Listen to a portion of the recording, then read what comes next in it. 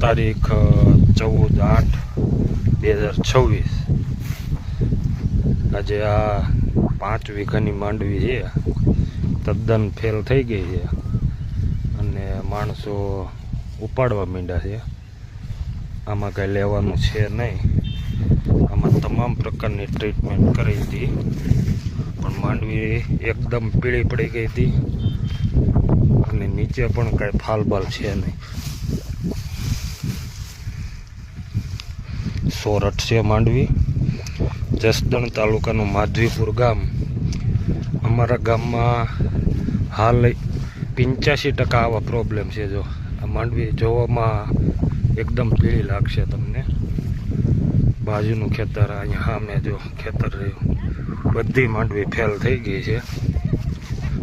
ગંભીર જ્યાં લગન તમને દેખાય ત્યાં લગન નકરી પીળી છે. આમાં ફેરસ સાટ્યું છે, એમોનિયા ખાતર નાખ્યું છે. ઓરવેલી માંડવી છે. અત્યારે આ 2 મહિનાની માંડવી છે. જો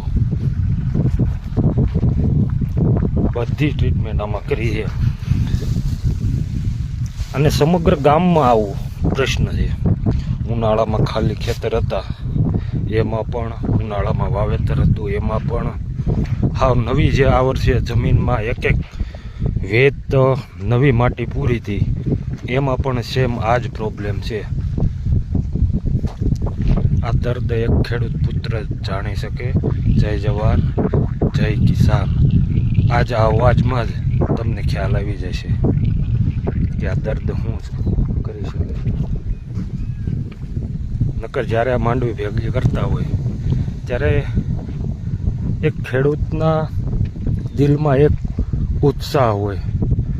પણ હું જ્યારે આવ્યો ત્યારે મેં આ માણસો છે ભાગ્યા છે, એની આંખોમાં કરુણતા જોવા મળે. ભેગી કરે ત્યારે દિલમાં એક ધ્રુસકો પડે. આજ આ માંડવી નથી ભેગી કરતા, આજ એના સપના રોળાઈ ગયા એ ભેગા કરે છે. એવું છે. જય જવાન જય કિસાન. આ એક ખેડૂત પુત્ર જ આ વેદના સમજી શકે.